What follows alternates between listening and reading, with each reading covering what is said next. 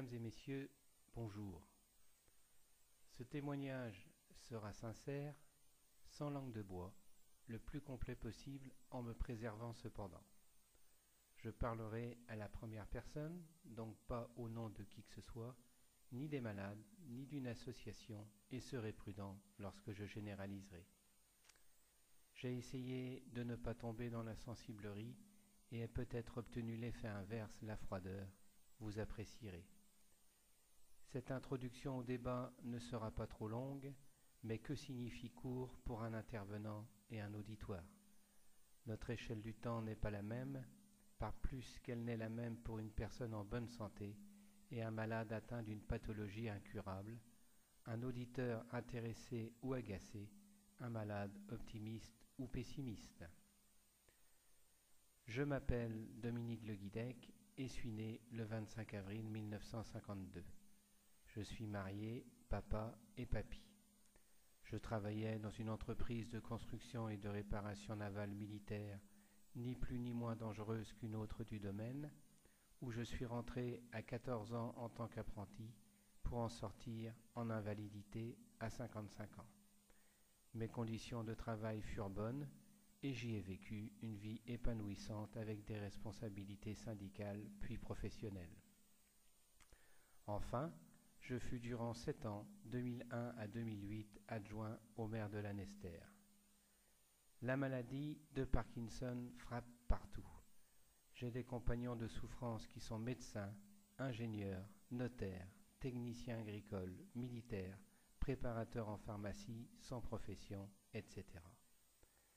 Pour qualifier la maladie de Parkinson, permettez-moi de citer une ministre de la Santé qui, lors d'une remise de décoration à une personnalité de France Parkinson, déclarait « La maladie de Parkinson, par les disjonctions qu'elle impose entre le geste et la volonté, par les raideurs qu'elle imprime au corps, est d'autant plus difficile à supporter qu'elle semble menacer la fluidité même de l'élan vital.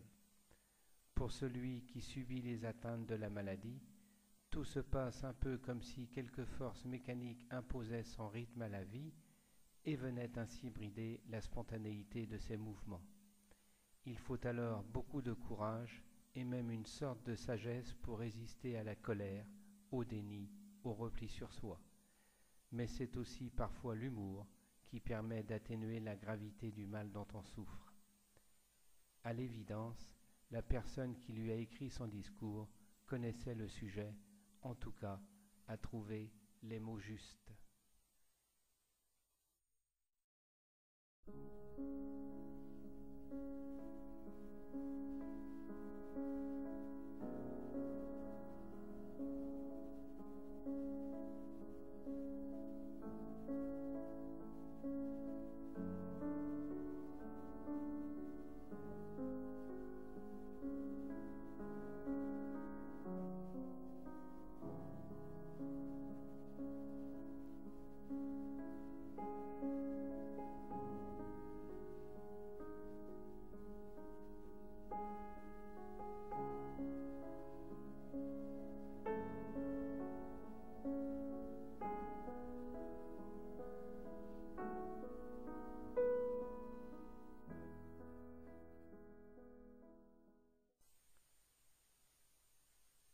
Ma maladie.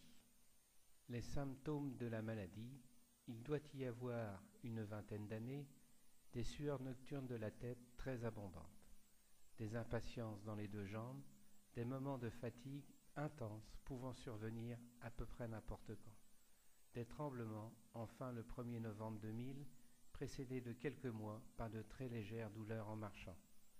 C'est aussi à ce moment que simultanément j'ai découvert ma sensibilité au vertige et au mal de mer, gêne que j'ignorais jusque-là. Puis ce fut la peur de l'eau. Je me souviens aussi, mais est-ce lié, de douleurs épisodiques très fortes dans la jambe gauche vers 18-20 ans qui disparurent au bout de 2 ou 3 ans. L'annonce de la maladie. Les premiers tremblements sont donc apparus le 1er novembre 2000 vers 13 heures. Pourquoi suis-je si précis? Parce qu'il y a des moments inoubliables. Bien que connaissant ma maladie, il me faudra 6 mois après le premier tremblement pour accepter d'entendre prononcer son nom, Parkinson, 9 lettres, 3 syllabes, des milliers d'heures de souffrance. Lorsque le généraliste en avril 2001 manipule mon bras gauche et déclare « Tu as le syndrome de la roue dentée, tu dois être atteint de la maladie de Parkinson », je ne suis pas surpris, mais le prends quand même en pleine figure, la violence d'un mot évocateur, de je ne savais trop quoi, mais certainement de moments durs à venir, et à 48 ans, on se dit que c'est peut-être un peu tôt. Il y a des mots qui font peur, cependant, comment annoncer à quelqu'un qu'il a la maladie de Parkinson sans employer le mot? Je ne m'étais jamais renseigné sur Parkinson et était resté avec le schéma des tremblements, image confortée par celle d'un vieux copain que j'avais vu traîner ses pieds et avancer à l'allure d'un escargot en étant parfaitement lucide. Mon ami était très vieux dans les années 80, environ 60 ans, et moi j'avais 30 ans. Hédoniste depuis longtemps, comment allais-je accepter cette souffrance? En clair, comment allais-je continuer à jouir de la vie, ou au contraire, allais-je basculer dans le stoïcisme? J'ai été dirigé vers un neurologue pour confirmation il y a eu, et donc traitement. Les premiers médicaments, sans intérêt m'ont-ils semblé, permettent de commencer la démarche d'acceptation après avoir précisé que je n'ai jamais refusé la maladie. Elle était là, incurable, j'allais faire avec, en énonçant, et ce n'est pas sans importance, que tout futur brutalement n'avait plus de sens, ce qui était idiot puisque cela fait plus de 11 années. Assez rapidement, j'ai vu évoluer le traitement vers des choses plus lourdes, s'adaptant à la progression de Parkinson. Les conséquences de ces médicaments, et notamment des agonistes, peuvent être lourdes. La maladie provoque parfois des hallucinations, et les agonistes peuvent être à l'origine ou renforcer des délires. Je n'en ai jamais eu et ne peux donc donner un avis sur ce point. Il y a eu, certes, pendant 3 jours, ce devait être en 2003, une impression étrange de fermer ma porte de maison le soir et de la trouver ouverte le matin. Était-ce une hallucination ou avais-je réellement laissé ma porte ouverte? Je n'en sais rien, et c'est le seul cas. Je serais tenté de rappeler que si toutes les personnes persuadées d'avoir exécuté une tâche et ne l'ayant pas fait souffraient d'hallucinations, nous vivrions dans un monde d'hallucinés, ce qui est vraisemblablement le cas, mais pour d'autres raisons. Ces agonistes peuvent aussi conforter nos passions, nos travers, nos déviances, quel mot employer. Pour ce qui me concerne, une frénésie de changement de voiture, 608 ans, mais sans dépasser un montant de loyer que je m'étais fixé.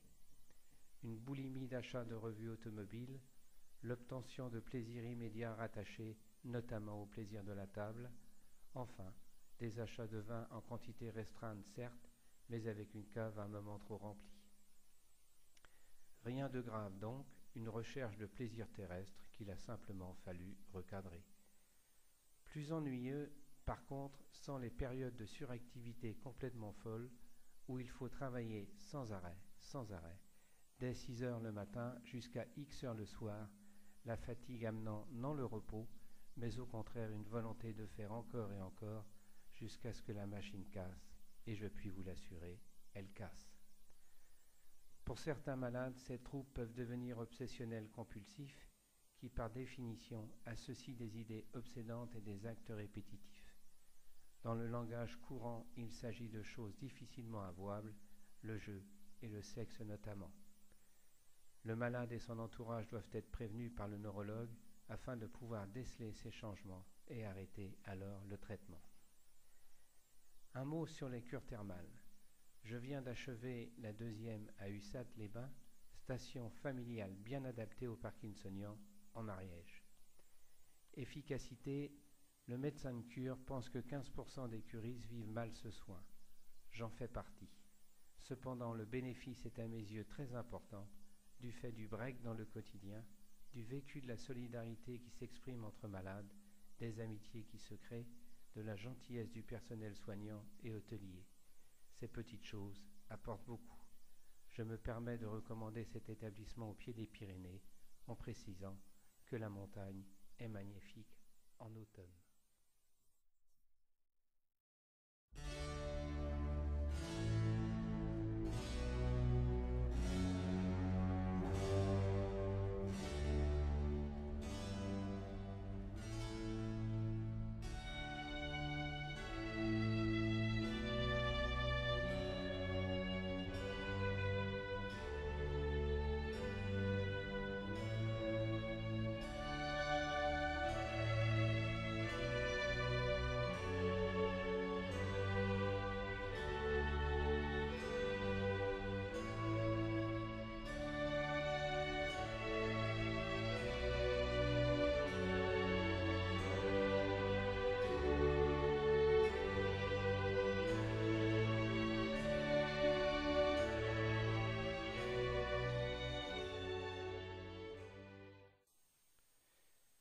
Les émotions.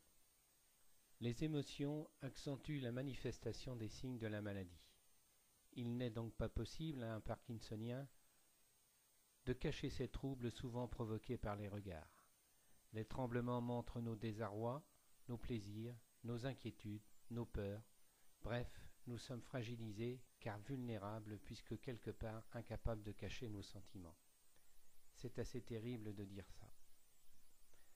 La démarche d'acceptation, 2 ans me furent nécessaires avant de commencer chaque réunion que je présidais du fait de mon mandat électif par les propos suivants. Mesdames et messieurs, j'ai 2 particularités. Je tremble parce que je suis atteint de la maladie de Parkinson et je tutoie très facilement pour ne pas dire systématiquement. Cela limitait aux yeux des gens la vision du parkinsonien à une personne qui tremble. Or, c'est tout autre chose cette maladie, mais bon. C'était un premier pas. On peut donc considérer qu'il m'a fallu 2 ans pour avouer publiquement ce que je commençais à appeler mon handicap. Et si je l'ai dit, c'est parce que cela se voyait et que l'attaque est souvent plus profitable que de faire l'autruche. Pourquoi employer le mot « attaque » ? Parce que le regard des autres est souvent ressenti comme agressif. Homme public, je fus regardé, tant au travers des réunions que j'animais, que des déplacements dans ma ville, que des rencontres diverses. Précision à ajouter avant de développer, qu'est-ce que la norme ? L'être humain édicte des normes précisant ce qui est normalement attendu et ce qui ne l'est pas. Ces normes varient fortement avec les époques, les individus et de manière plus générale les sociétés. Une caractéristique majeure des normes est qu'elle prescrit, crée ou change certaines caractéristiques sociétales. De ce fait, pour qu'une norme, une règle de vie entre en vigueur dans une société, elle doit être acceptée par la majorité, loi du plus grand nombre, ou imposée par un pouvoir. En vivant en dehors de la norme, l'individu s'expose à être rejeté par l'ensemble. Il se retrouve alors dans la marge, ce qu'il faut assumer lorsqu'on ne s'y inscrit pas, par provocation ou par choix éthique. En effet, dès qu'une personne n'entre pas dans le moule, le groupe, parfois de façon inconsciente, va la rejeter. Bien. Tout individu hors de la norme est regardé, ce n'est pas en soi choquant. Un homme ou une femme très beau sont regardés, un homme ou une femme au corps disgracieux sont aussi regardés, un homme ou une femme dans la norme sont vus. La chanteuse Sinéad O'Connor s'était rasé la tête.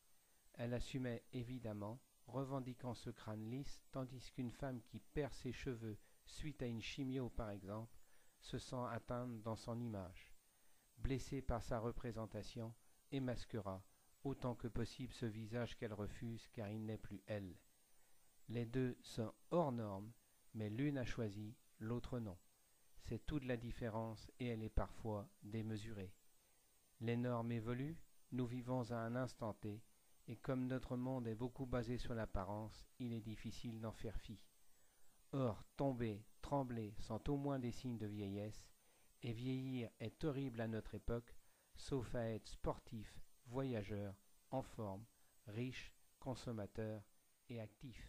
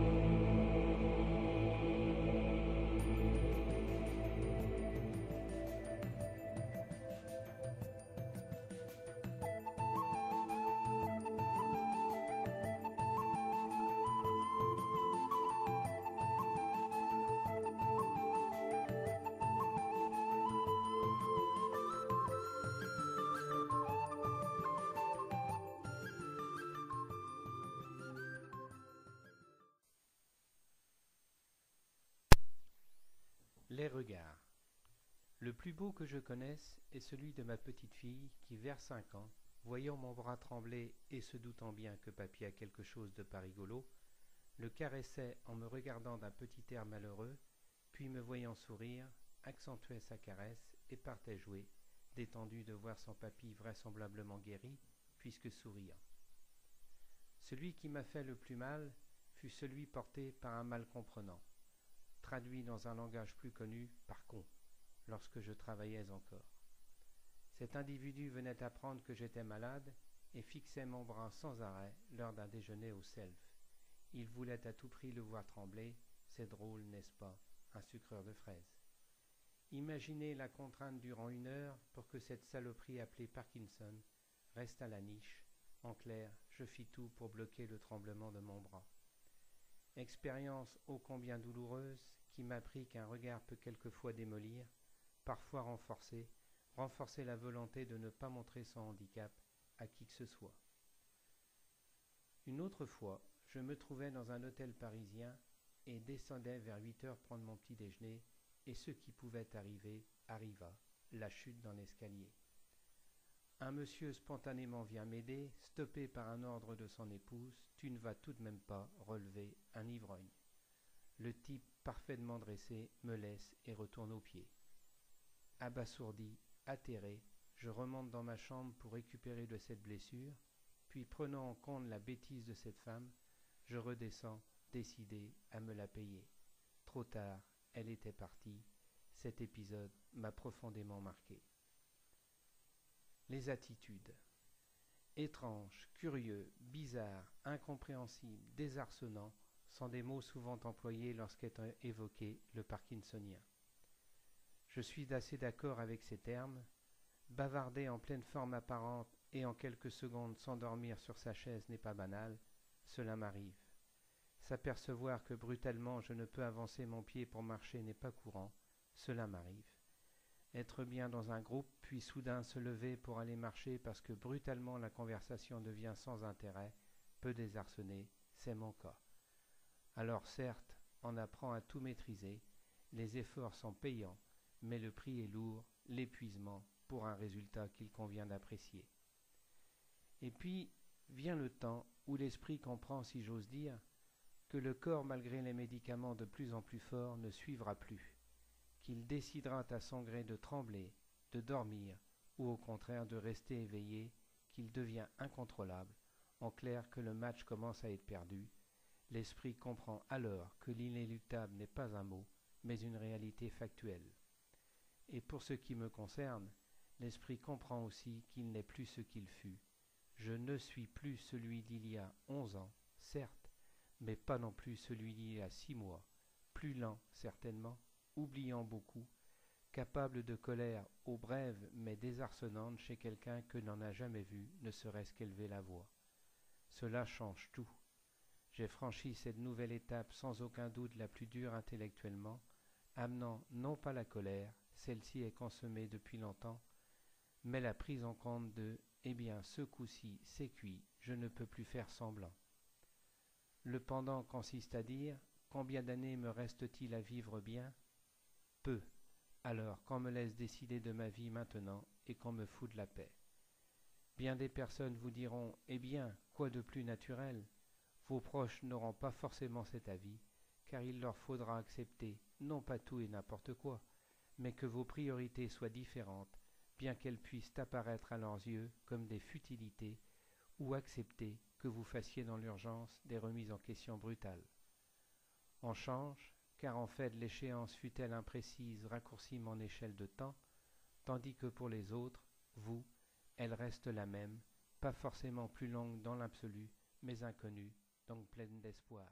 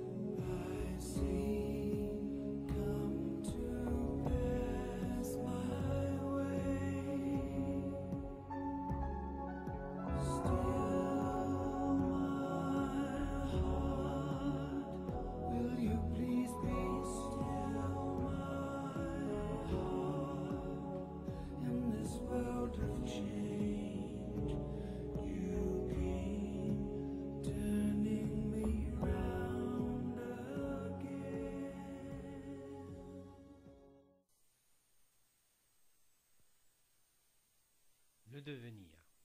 Je l'ai dit plus haut, l'avenir n'a plus de sens, en fait il n'existe plus. Je ne vis pas au jour le jour, je vis le jour. Je ne vais pas vous imposer mes considérations sur le présent, mais par nature il est tellement éphémère que l'évoquer est impossible, alors reste l'imparfait, rassurant souvent, amusant parfois, et le futur angoissant. Pour résumer, à mes yeux je ne suis plus le même car conscient de mon état en évolution. Pour le travail je ne suis plus le même car plus capable de travailler de longues heures, distrait, avec un pouvoir de concentration diminué. Pour la famille je ne suis plus le même car parfois détaché, relativisant beaucoup ce qui autrefois était justement important. Pour les amis, je ne suis plus le même. Sur ces deux derniers points, j'ai l'impression de souffrir d'une sorte d'anesthésie affective, due aux médicaments, à la maladie, aux deux, je l'ignore, mais c'est ainsi. Je n'accepte pas d'être déjà dépendant, accentuant une sorte de prise de risque, je fais comme avant, tant pis pour l'épuisement et les douleurs. Cependant, et ce cependant apporte un élément majeur nouveau, par moments une sorte de ras-le-bol de donner, de recevoir, de rencontrer, rechercher la bulle protectrice de mon bureau. Et puis, nous le savons bien, un malade rapidement agace tout le monde. Vous savez, schématiquement c'est quasiment toujours ainsi. J'ai telle maladie grave et ne suis plus celui que tu as connu, oh c'est terrible, comme je te plains. Puis, un peu plus tard, j'ai telle maladie grave et je ne suis plus celui que tu as connu, tu nous l'as dit mon ami, sois courageux. Puis encore plus tard, j'ai telle maladie grave et je ne suis plus celui que tu as connu, on t'a compris, enfin, j'ai telle maladie grave et je ne suis plus celui que tu as connu, mais qu'est-ce que tu nous emmerdes. J'ai enfin accepté d'être moi avec tout ce que cela comporte de nouveau, de normal au sens de dans la norme actuelle vers handicapé, de bien portant vers souffrant physiquement et moralement, de tonique vers fatigué, de solide vers fragilisé, de personne organisée et rigoureuse vers inconstant, de confiant vers désabusé, de volontaire vers lutteur, de envie de vivre vers accepter de vivre. Alors, il reste heureux de prendre, de donner, d'aimer. Peut-être d'ailleurs suis-je en train de découvrir que cette phrase je vais la conjuguer à l'imparfait et sans éprouver la moindre souffrance, car le détachement va vraisemblablement l'emporter. Des cons pleins de suffisance vous diraient que vous atteignez la sagesse. Non, vous atteignez autre chose, vous franchissez une porte à un seul sens, celui où votre regard posé sur les autres et vous-même n'est pas un regard d'ennui, mais de spectateur indifférent. Et pourtant, cette maladie m'a apporté de nouvelles rencontres, dans certaines d'une richesse impensable. J'aborde maintenant un sujet pour moi délicat. La maladie désinhibe, je suis naturellement à l'aise et connu pour m'en parler sans langue de bois et franc. Mais voilà, parfois trop c'est trop, et il y a des frontières qu'il ne faut pas franchir. Or il m'arrive de tenir des propos que les convenances rendent irrecevables, amenant y compris de la part d'amis des réactions presque brutales de rejet. Comment expliquer que ce n'est pas moi qui, mais la maladie qui me rend immaîtrisable? Alors je n'explique pas et ne vois plus certaines personnes dont les réactions sont admissibles, mais même compréhensibles, si on ne les met pas dans le contexte de la maladie, et je ne le fais pas. Enfin, je ne me suis jamais rien interdit et donne l'illusion de vivre comme tout le monde. C'est un choix contraignant, certes, mais qui me semble le bon puisqu'efficace sur le plan du moral. La maladie, certes angoissante par moments, ne me faisait et ne me fait pas peur dans le sens où je n'accepterai pas d'être grabataire ni même dépendant. Pour synthétiser mon propos et rester sur la relation humaine essentielle sinon vitale, certes, pourvu que vous n'attrapiez pas cette saleté, ce serait de la haine à votre égard, mais elle m'a permis des rencontres nouvelles, riches par définition, des moments forts, etc.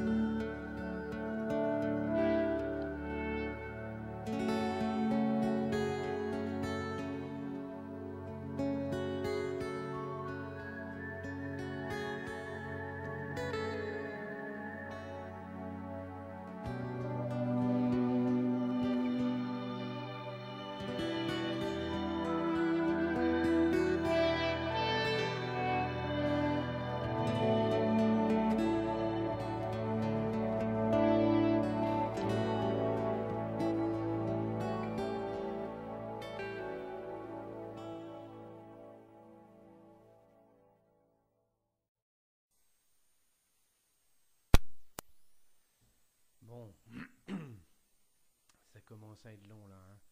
Allez, j'en ai plus pour longtemps. Juste quelques mots qui pourraient éventuellement servir de conclusion, mais je suis pas sûr qu'on puisse conclure un tel exposé. Souffrance. Tous les jours, on pense à sa santé. En fait, on ne pense à celle-ci que lorsqu'elle est mauvaise, c'est-à-dire lorsque le corps ou la tête font souffrir. Dit autrement, penser à sa santé, c'est penser à sa mauvaise santé, signifiant parfois souffrance physique, souffrance mentale, souffrance morale. Il n'apparaît hélas qu'on ait les trois en même temps, et dans le cadre des maladies neurologiques, c'est hélas banal. Souffrir de cette manière amène des changements comportementaux qui peuvent surprendre ceux qui vivent avec les malades. Les médicaments induisent aussi des troubles, des bizarreries. Dignité. Qui que l'on soit, quelque maladie que l'on ait, un malade doit être traité dignement, c'est-à-dire respecté pour ce qu'il est. Autrement dit, un être humain avec une particularité, il souffre. Alors doit-on dire au malade de quoi il souffre? Pour ma part, oui, c'est une question de dignité, sinon on tombe dans l'infantilisme. Bien entendu, les aidants sont les premiers concernés et connaissent eux la souffrance morale terrible, avec des conséquences pouvant être catastrophiques. Ceci étant précisé, c'est fou tout ce que l'on peut dire sur telle ou telle maladie, parfois doctement, lorsqu'on est en bonne santé, autrement dit, du blabla. Il arrive même parfois qu'on explique au malade ce qu'il doit faire. C'est insupportable et à la limite du mépris de lui dire qui il est, comment il doit être, c'est indigne.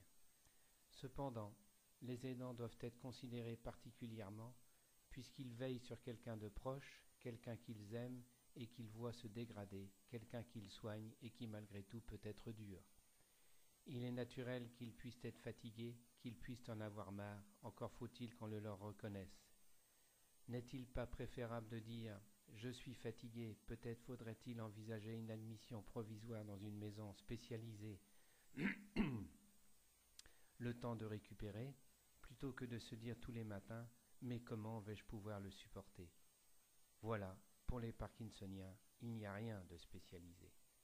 Enfin, l'aidant ne doit pas tout accepter, en tout cas ni les paroles blessantes, ni les actes vexatoires. On parle beaucoup de maltraitance chez les malades, les personnes âgées, il y a de la maltraitance aussi chez les aidants. Enfin, ce mot « dignité », que signifie mourir dans la dignité, ceci impliquant à contrario que l'on peut mourir dans l'indignité. Est-ce indigne de se tordre de douleur, de ne plus être propre, de baver, de pleurer? Autre chose est de penser que mourir pourrait être un choix pour un malade qui ne veut pas vivre diminué. Il ne l'est que dans de mauvaises conditions. Optimisme, c'est évidemment le mot le plus délicat. Il y aura des avancées importantes concernant cette maladie, car elle frappe beaucoup de personnes et donc les laboratoires ont de l'argent à se faire. Après tout, peu importe la méthode, l'important sera le résultat. Solidarité. Entre malades et aidants, il n'y a pas souvent le choix, mais par contre la solidarité entre le malade et la société doit être organisée par l'État. J'ai envie de le dire avec cynisme, fort heureusement, une société et donc un système politique sont jugés sur ce point, ce qui a permis quand même quelques avancées. Conclusion, non, le mot, je le disais, est malvenu. Réflexion à ce jour, oui. Ce témoignage ne vaut que ce que vous voulez. Peut-être pourriez-vous retenir que un Parkinsonien souffre beaucoup, qu'il le montre ou non, et tout le temps, de l'éveil pouvant être très tôt, au coucher, et même pendant le sommeil, car se retourner dans son lit est une épreuve. Ceci conduit à des attitudes étonnantes. Il ne demande ni compréhension, ni plainte, mais acceptation de ce qu'il est. Il a besoin de ses médicaments à heures régulières. Il est parfaitement lucide et assiste à sa déchéance physique, pas en témoin, mais en acteur impuissant de sa propre vie. Voilà, cela crée un être nouveau que l'on accepte ou que l'on rejette. Dans ce cas, il faut le lui dire, car il est capable de tout recevoir, et tout sera moins lourd que ce qu'il vit. Il faut avoir à l'esprit le poids du mot « incurable ». Bien d'autres malades souffrent, bien des personnes souffrent, oui, mais aujourd'hui, je parle des Parkinsoniens. Voilà une manière de présenter le sujet. Il y en a d'autres, J'ai pensé que ces points étaient susceptibles de vous intéresser. Merci, vraiment, merci de votre patiente attention.